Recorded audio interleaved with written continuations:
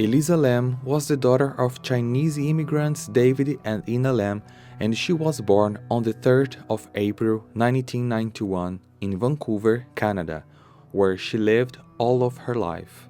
In 2013, aged 21, she wanted to take a trip across the United States, departing from San Diego, pass through Los Angeles, Santa Cruz, and finally arriving in San Francisco when she would return. She would take this trip alone, and it would be a time to rest and reflection.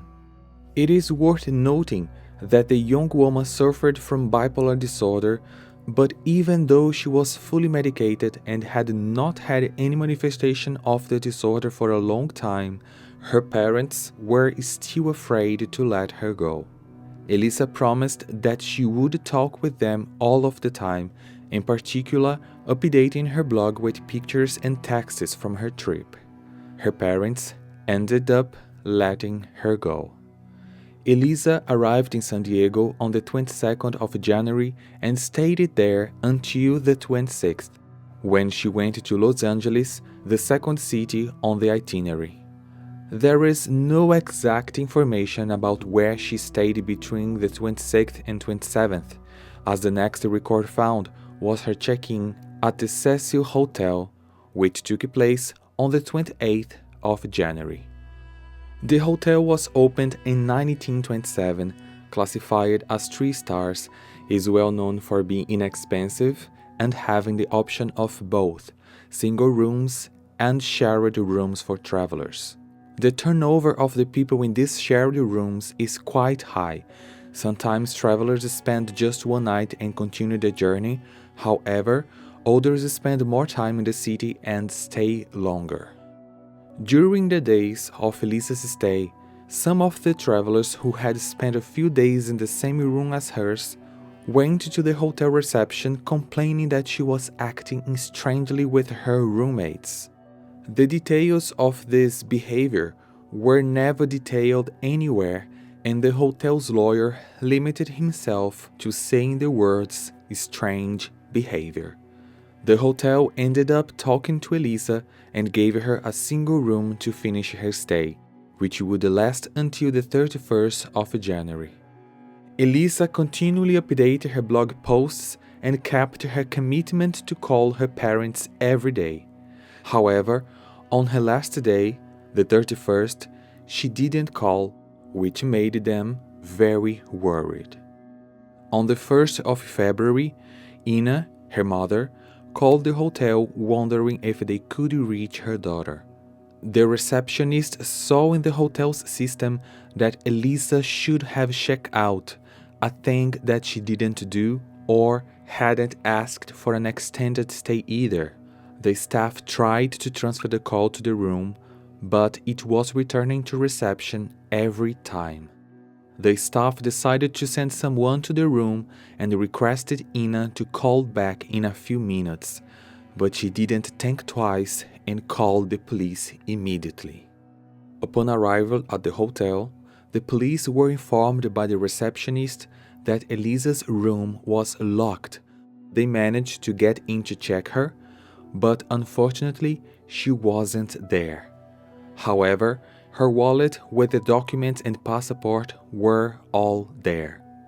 The police started talking to some people in the hotel, but they didn't find anything. So, due to the facts, Elisa was declared missing that same day.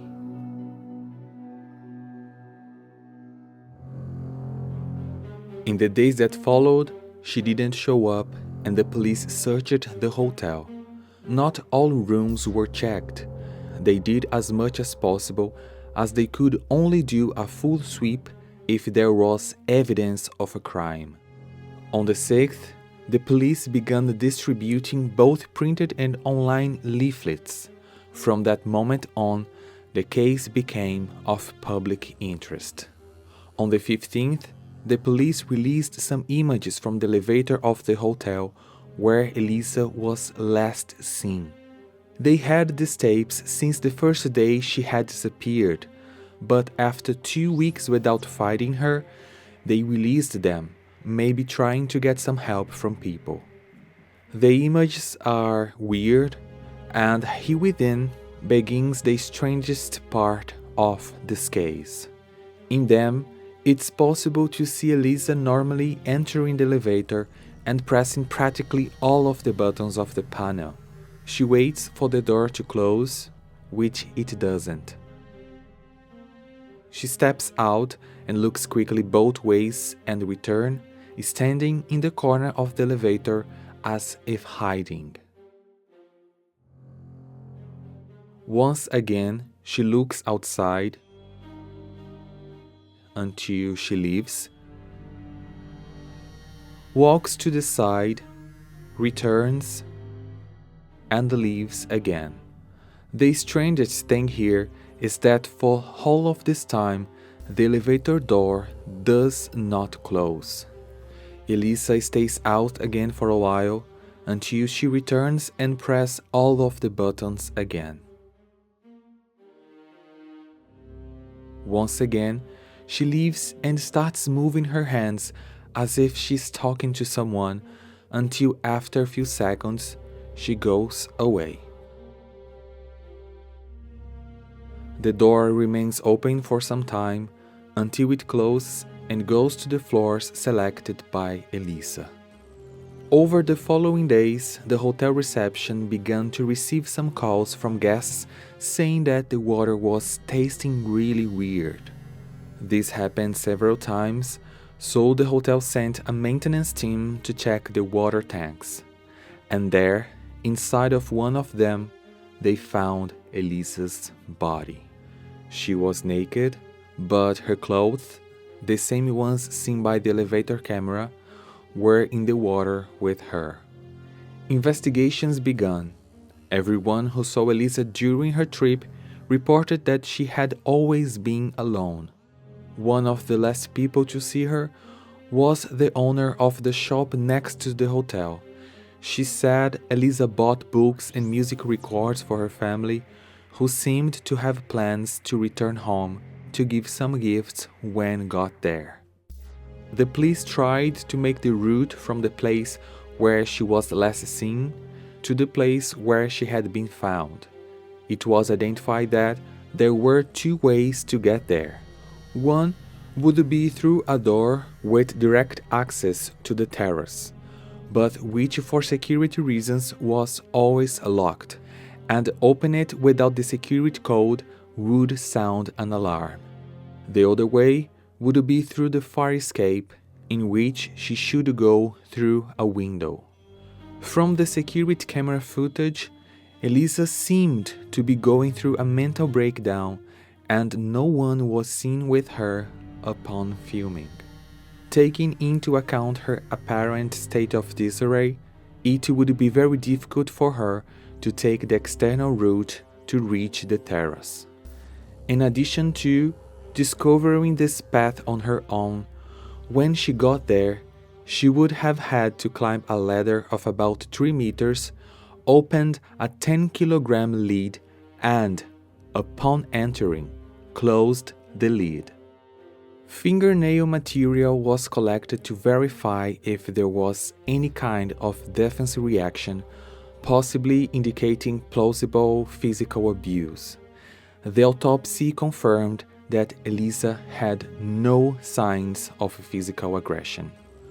The medications she regularly took were identified in her system, but no other substance such as alcohol or any other illicit drug were found.